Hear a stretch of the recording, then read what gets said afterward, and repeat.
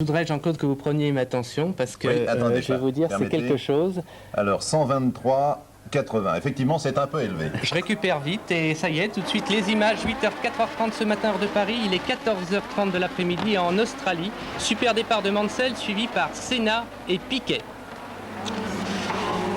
Et nous allons voir tout de suite une attaque de Ayrton Senna par la droite et Nelson Piquet, second brésilien de la course, va lui aussi en profiter. Rosberg est 4e, Prost 5e. Attaque du Finlandais sur Mansell.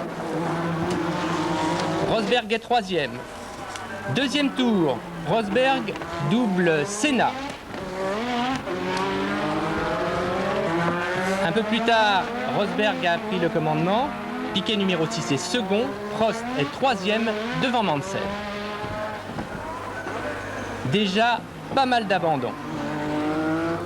Certains sont d'ailleurs assez mal placés. Regardez la Minardi ici à la corde.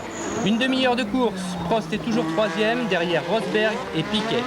Mais tête à queue du Brésilien qui repart. Quelle adresse, regardez, c'est fantastique. Mais il repart derrière Mansell, son coéquipier. 1 Rosberg, 2 Prost. 45 minutes de course. Prost crève à l'avant droit. 17 secondes d'arrêt, c'est long, on n'arrivait pas à placer le fric sous la voiture. Il se retrouve 4e à 49 secondes de Rosberg, le leader. Et il y croit encore. Devant, il y a Rosberg et puis Mansell et Piquet qui revient après sa glissade. Feinte à droite, Piquet a passé Mansell à gauche. 62e tour, Rosberg, mais en tête, mais crevaison, c'est l'abandon. Et coup de théâtre, 2 minutes plus tard, même chose pour Mansell. Là, ça se passe beaucoup plus vite. Mansell réussit à conserver sa voiture sur la piste. Mansell a perdu le titre de champion du monde.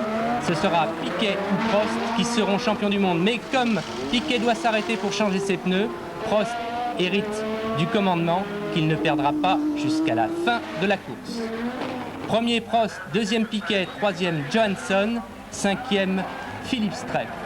Prost qui va s'arrêter quelques mètres après la ligne d'arrivée. Encore bravo pour ce titre. Certains n'y croyaient plus. Vous, en tout cas, vous y croyez encore. Nous étions quelques-uns à y croire. Bravo pour ce titre. Mais une course quand même pleine de péripéties, comme quoi il ne faut jamais désespérer.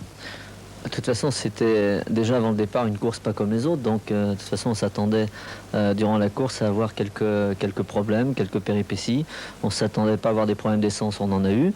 On s'attendait à avoir des problèmes de pneus. Apparemment, on n'en a pas vraiment eu, si ce n'est sur le plan d'adhérence. Mais en tout cas, on a tous, enfin pas tous, mais on a tous eu des problèmes de pneumatique à un certain moment.